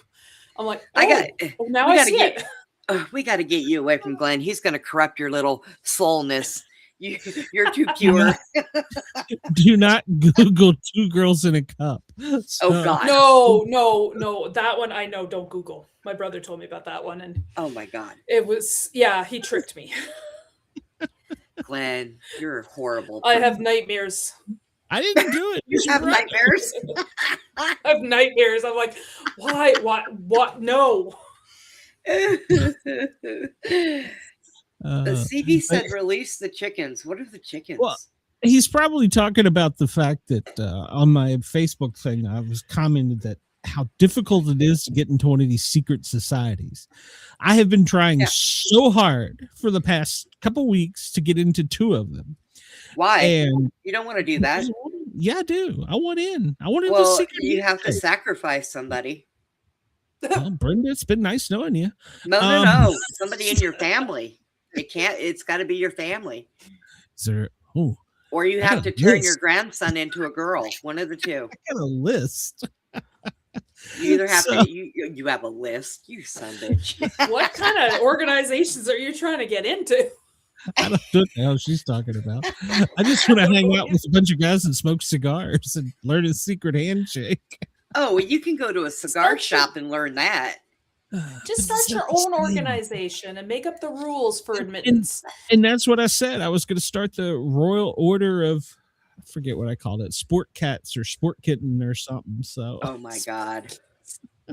And then like you enter. Yes, Warren. I love dragons. I want to own a dragon, and I'm going to send it over to Burn Glenn's abs. So you like the hierarchy. You start as a kitten, you end up as a kitty, and then you're a cat. And then somebody takes your nuts, and you're not a man anymore. Well, I've been here for a very long time. So. Have you been fixed? No. I don't know what the hell CB's talking about. So. Something about 10-foot tall chickens? 10-foot tall chickens? Oh, I know about 10-foot tall chickens. Big bird? Yeah, it's a bird. No, it's a New Zealand bird.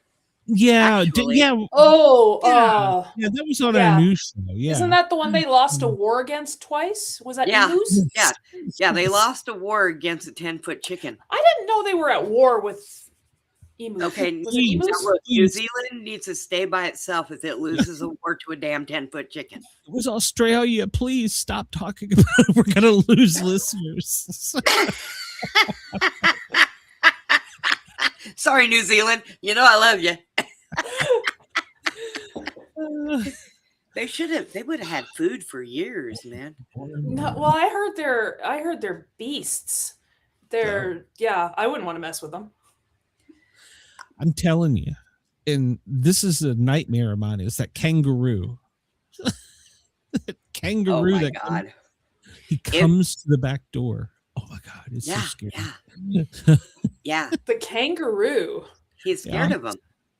This thing is terrifying. I'll look for it. Well, you two carry on. So I love it. That hour for anybody that's interested. Just tune on in. So anytime somebody finds a video of a kangaroo bowing up and trying to kick somebody's ass, send it to Glenn. Ooh. Send it to him. It's scared the living hell out of me. It is funny. He's scared of those things. I don't blame you. They're like deer. They'll slice you open with their talons. Yeah, this thing's very scary. Well, very not the deer have talons. They've got razor sharp hooves. You get the idea. They're on their feet. The females run away. The males now they've got racks on top of their head that they'll mess you up with. Yeah, but a moose now don't mess with a moose. No. I've seen a moose tear apart an 18-wheeler. Okay. This terrifies me. This video. What? So hold on. Hold on. We're gonna see a video. Yeah. No. Not if you kick them first. I think they can kick harder than us. Get it? Yeah. Send us flying. Listen. Oh my. Hello, let me in. I'm hungry. Let me in. Nope. I want to know what gym he trains Make me a sandwich, bitch. Yep, that's what would happen right there. Right? Yeah, come to my back door. I got something for you. I'm gonna have nightmares over that now. Thanks oh my goodness. Yeah, I seriously would love to know who is his trainer. I don't think the boy kangaroos have pouches. Do they? No. And if they do, I'm pretty sure it's because it holds their junk and that comes out and beats your ass too. Should take a horrible turn. Oh my goodness.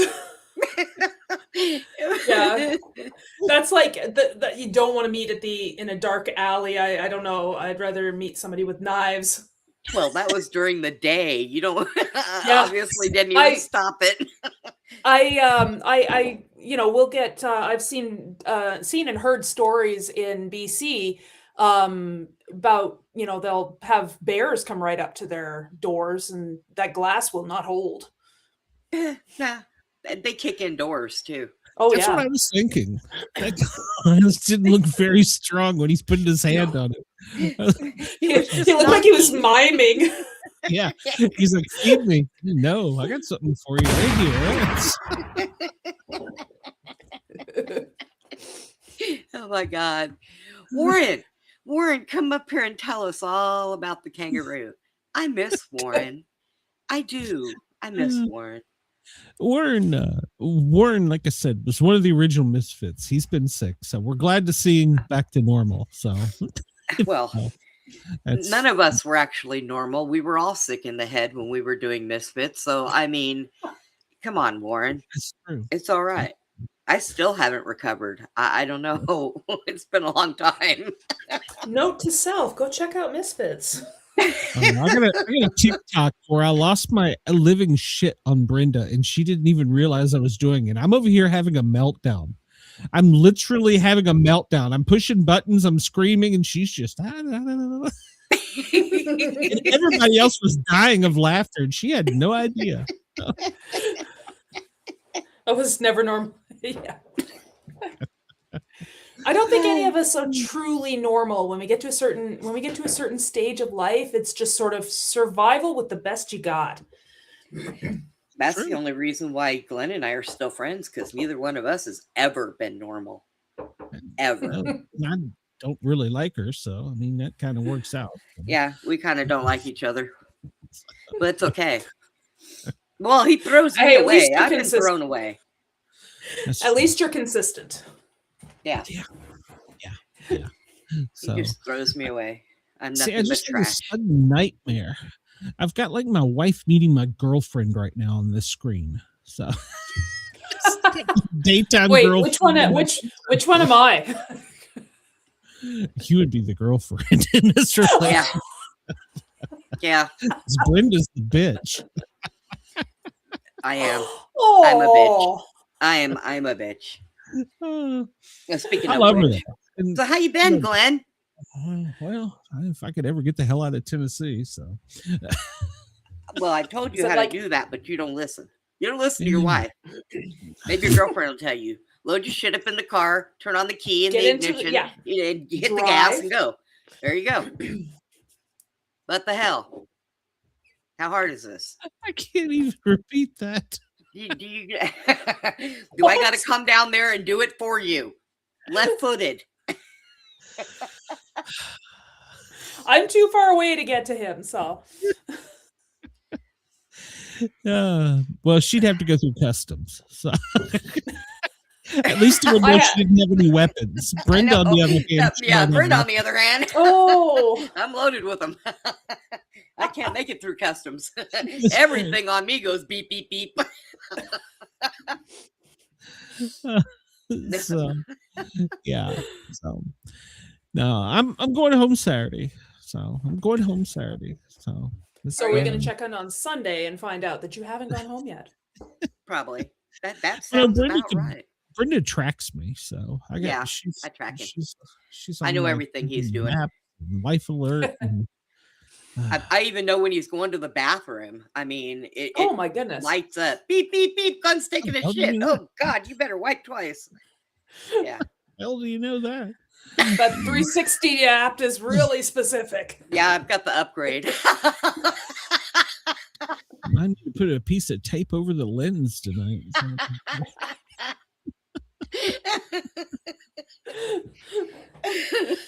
I still think Glenn and I need to go to Australia, but I'm not even Oh, I willing to would give up love my to. guns for a vacation. Yeah, Well, see, I can tell we're not everybody, allowed to here. if- So if we get popular enough, we will go over there. If you will have to pay for airfare for Jen, Brenda, and me. Somebody's to got to knock fly my there ass out and because 16 hours on a plane when I'm claustrophobic and afraid of heights does not work. Daniels. So you didn't say Yeah. that. we will do live shows. So I will get Brenda liquored up on stage. We'll have to put Oh, a little that'd be rail up so that she Oh, you doesn't don't want to run do off, that. run I'll go off out. the stage in a wheelchair. So I will go out and I will come back with a whole line of kangaroos hopping behind me while I got, food hanging out. Follow the chair, guys. Follow the chair. Take them right to You're me, just Glenn. sprinkling breadcrumbs behind you, right? Yeah, Yeah, I can see that. whole line of them. Yeah. not even Warren. I'm not even. Oh man, we should take Oh. Warren with us. That'll be I fun. assume that was a medical procedure, I hope. So- What? Why Oh my god. are So my views that's- going up right now? So you, You guys are gonna totally corrupt me. plug My your goal. ears, Jen. You don't want to hear this. That's my goal. You're gonna So go tell apparently- Henry some of this stuff and go, Henry, I want to try something. Oh god. I don't own handcuffs, a rope, and a whip for nothing. Don't choke, Jen. Don't spit that out. I apparently, like CB says, we need to go and revive his girlfriend. She died of What? laughter. Why? What do we? Oh, I was gonna say why. What do we got to teach her? Yeah, I She didn't died of do it. laughter. Wasn't me. Wasn't me. You can't prove anything. So I've got pictures. there's- Oh god. So my allergy has been kicking my butt again. So now I'm on a sixth allergy medication. Oh, I can't. I thought it was bad up here. This is like the allergy, asthma, migraine capital of Canada, where I live. No, I'm just allergic to Texas, but I love it here. This year's been worse. I don't think it loves you back. Sure does. It loves to make my nose runny and my head hurt and my nose bleed, and it loves me to death. I'm probably really allergic to my dog who sleeps on my face, but I will not ever admit that. Whoa. Yeah. Whoa. Look at. I have a little bitty dog, Jen. He's small, and I've seen him. He's tiny. sleeps on my shoulder. But every now and then, that little bastard, I'll be sleeping, I'll feel something tickle in my ear, and I'll reach up to scratch it. He has rolled over on his side and will stick his little pecker in my ear. What the hell? That is not what that place is for. Oh, he kills me. See, I have a female dog, so she doesn't, and she doesn't sleep on the bed because she's like 68 pounds. I used to have 2 Great Danes, and let me tell you something. I had a queen size bed, and they both slept in the bed with me. I would wake up in the morning, my arm would be over one, my legs would be draped over the other, and we were all just sitting there snoring to death. My dog's always sleeping 2 times larger, so yeah. And you know what? I've seen where the big dog, because I've had multiple dogs throughout my life, but you'll have the big dog like curled up in the little chair, and then you'll have the teeny tiny dog stretched out as far as he can on the couch and taking up, 3 spots. They're good at stretching out like that and taking up all the room. Mine sleeps over my shoulder with his butt on the pillow half the time. And then he'll scoot down. He puts his head like directly on my heart because he always lays on my left side.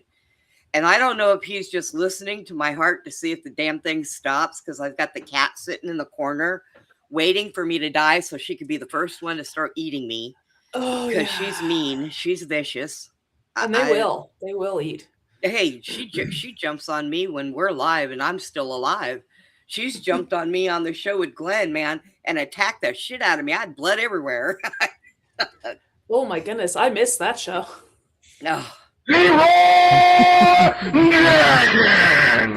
Yep. I had one experience. I woke up. I woke up from a nightmare. You wake up, you're like, like this, and your heart's pounding and stuff. And what it was that woke me was something touched my foot. And I looked down, and here's my son fast crawling up the bed, and then just bounces on me. And he's like, I had a bad dream, Mama. Yeah, me too. You just gave me one. But we're awake now. What movie was that where that would have reminded me of The Grudge? Man, I would have been kicking that kid across the room. I would have been. Yeah, I had a nightmare too. Yeah. But I woke up. I woke up with my kids laying across my neck, across my face.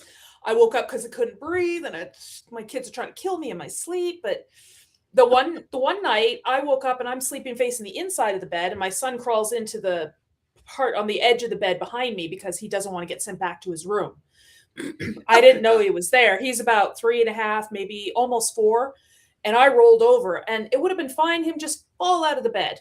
Thunk. There we go. He's fine. No, he has to smack his face on the dresser on the way down and cut open a gash on his forehead and then sit there like, thunk, what? Psh, and I was like, oh my gosh. Yeah, I know. I picked him up and I snuggled him, and my husband's like, what happened? I said, I knocked him out of bed and he hit his face on the dresser. He's like, well, that's a heck of a way to wake up. No kidding. See, my dogs have always been allowed in my bed, but kids, no. Get the hell out of here. You guys make noise. Yeah. No they children. do. They grind their teeth. Oh my goodness. I can hear them from the other room grinding their teeth. And apparently that's a kid thing. They grow out of it. But not all kids. Not all kids do that. You're sitting there going, grind. It sounds like mine was born cutting teeth. She was already cutting teeth when she was born. She already had facial features. She didn't look like a regular baby when she was born. She had real long hair. She was already cutting teeth. They think that I was farther along than what they said. Because, when I had her. Like a year? Yeah, I know. Tell me. I had her, and the first thing they do is, you're going to breastfeed your baby. And I tried, and I looked down, and there's blood, and I said, because I was telling the nurse she was hurting me. And the nurse is like, oh, you'll get used to it. And I was like, no. So nurse comes over and sticks her finger in her mouth, and she bit the nurse, and she's like, oh my God. I'm like, yeah. Demon child right off the bat. No. Yeah. So that was over. I'm supposed to know these things. I used to go through bottle nipples every week because she would chew them. Yeah. My younger one would chew on his bottles as well. I didn't know he was teething though until he bit, and then I was like, okay, he's teething, he's done. Yeah, mine was not even 3 months old, and I had her sitting because she sat up at a month old on her own, and I had her sitting in a in a high chair, and I was feeding her baby food at 3 months old. But then when I went to the doctor, they're like, okay, you're still giving her formula, right? Oh yeah, sure. No, my baby was on water and apple juice and formula and baby food. No. Yeah, I know the doctors are in the like they're don't feed them solids until they're 6 months old. I'm like, they're stealing food at 4 months old. Yeah. They put it in their mouth. I'm not going to go digging. Yeah. I wouldn't stick my finger in a kid's mouth. They bite. Even if they don't have teeth, they bite hard. That's right. Glenn, you should have had 6 more.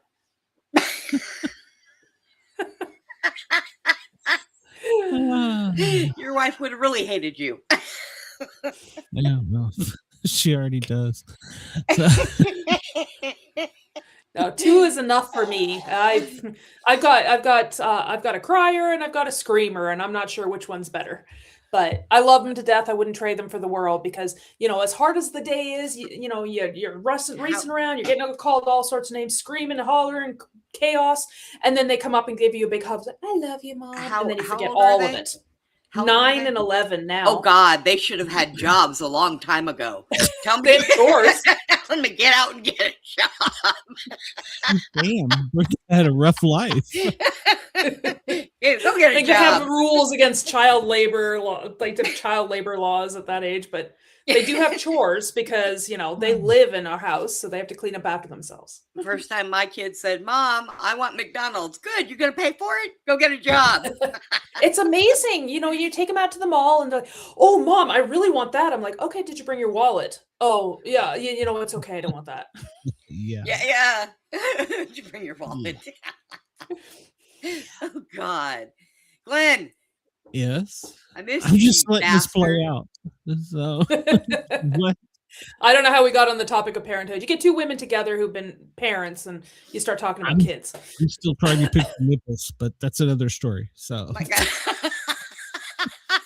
Well, it's the last 10 minutes. Do you want to ask a question? We should tell a paranormal story. Well, Jen, do you have any new paranormal stories? Not new ones, but I do have some old ones. Our house here, we had to get saged because there were things that were happening that were frightening, to say the least. And my son was seeing he kept telling me that there was a shadow man in his room when he was 4 or 5. So we got this room saged. This is fine. I went into his room a couple times there when he'd be screaming, wake up in the middle of the night screaming, and I would just see the shadow go across. 2 girlfriends and a wife. But I know there was one time we had a helium balloon because we had a balloon that we got from like a birthday party or something, and it was in our bonus room. And then there's our bonus room, and we walk down the hall, and then there's our master bedroom. And I walked out of the bonus room down the hall into our bedroom, and I stopped there and I was thinking, what did I come in this room for? Because you always think that as soon as you walk through the door. And then I turned and I looked and I saw that balloon in the bonus room come down, clear the door frame, walk, creep all the way down the hall, kind of weave around the lights, come to the door of my bedroom, go down and clear the door frame, come over and stop right in front of me. Whoa. You went in there for the balloon. The balloon came in to see me. I was like, yeah, that's not disconcerting at all. No kidding. I have a doll that Yeah. has an attachment. She used to Yeah. tickle my caregiver's feet all the time if he walked around with nothing on his feet. Used to piss him off. I liked her. She would hide things and move things and, not bother me. Trickster. Yeah. Yeah. I swore the other day I had a trickster here. I swore I did. That's your cousin, It was Pennywise. Pennywise.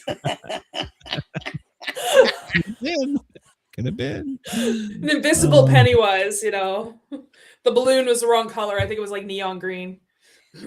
Now, if I see floating umbrellas in my house, I'm going to be pissed off. That's bad luck. Yeah, I had to chew my kids out. They're opening up the umbrellas, and then they're having like sword umbrella shield fights. And I'm like, you know how much bad luck that is to open up an umbrella? One. Yeah, apparently. And if you open it up inside, I don't know if that's like a Canadian thing or whatever, but I still haven't figured out, because they say it's bad luck. I haven't figured out what it does. What bad luck does it do? I don't know. I mean, maybe we should. You can poke somebody's eye out. Does or it rain in the break house? Something. No. Does it rain in your house? I know. Or does lightning strike inside? I mean, what's don't bad know. luck? Well, the only thing. Give me my new umbrella. for I'm going to have me, to find out. My cousin over at his house, he has security cameras, and he put me on them so that I could like see in case somebody showed up while he was at work, because he works on the other side of town. And he's got one that faces totally out into the orchard. There's no road nearby. It's the ridge up here, the orchard over here, and woods all around it. And it went off one night. Turned it on. It was like the middle of the night, because I'm a night owl. He has to be up and at work at like 5 a.m. So he isn't. And so I'm looking on the camera and I don't see anything. And I go back and play the events. So I turn the audio up and I hear these birds just raising hell. I'm like, what the hell is that? What bird is chirping at, 4 a.m. or 3 a.m? It was late. And then I hear, like, oh, I know what that is. And then I hear it yell. And I'm like, I know exactly what that is. And I wish I could have had a Class A recording of it. I wish I had thought to hit record. I mean, it was beautiful because the birds would just shut up. Yeah. Chris, Yeah, Chris is back. Chris, tornadoes are you okay? gone. Yeah, we were worried about you, Chris. We actually mentioned that at the top of the hour. So we were hoping you were okay. I'm glad you're back. I'm glad you're safe. So Jen, for hour 2, I'm going to keep this. I'm not going to can it. I'm going to keep this. No, I have not seen any aliens lately. Would you recognize them though if you saw them? Like, they can. They look like do us. manipulate you. They do manipulate you so that you don't know. We'll just leave that story for another time. I know. Jen, hour 2. I'm not going to can this. I'm going to keep it out there. Yeah. So WRFN, WZQR. You got an hour of get to know Sportcat, Jen, and Brenda. Hey, shut the hell up. So tell everybody where they can find your books, Jen. Yeah, so again, check out my website. It's the best place to start at jmshawauthor.com. I have my books that are listed there. You can read about them. There's links to find them online. They're available internationally through Amazon as a print. They're all on Kindle. First couple are on Kobo. The rest will be eventually. Or Barnes & Noble. There's links there for ebooks if you're in the US. There's my Facebook and Instagram on the bottom, so you can follow me and see what else I'm writing. And Goodreads, so you can see what else other people are saying about me. There you go. Make sure you go check her out. All this will be in the show notes because I've got to edit them around now. Next week, we've got 2 Canadian authors. One is a book coach and the other is a horror author. So looking forward to that. We want to thank Mickey. He's always hooking us up with great guests. So we will get everybody back. Chris said he had one a few miles away from him, damaged 200 buildings. Wow. Yeah. Be very cautious out there. The night's still going on, Chris. Everybody try and stay safe. Put your helmets on. That's my advice. So. Mine stays on. Brenda and I will be back Monday. So. Oh, we will? We will. Yeah, we will. Well, I'm glad you decided to tell me. I give you get a week's notice. Shut up, woman. Jesus. Just do what I say. You know you miss me. Be quiet. No, not really. Shut up. Good Lord. I have a signed up for. Everybody have a great night. Brenda, this one's for you. Leave my poop alone. Got headphones like me. Yeah, you need to put cat ears on the headphones, Glenn. I'm sorry, you do. No. But he'll look like Harley. Well, I have small ones on mine, but mine are black. He's got a small one. I got small ones. I own Glenn.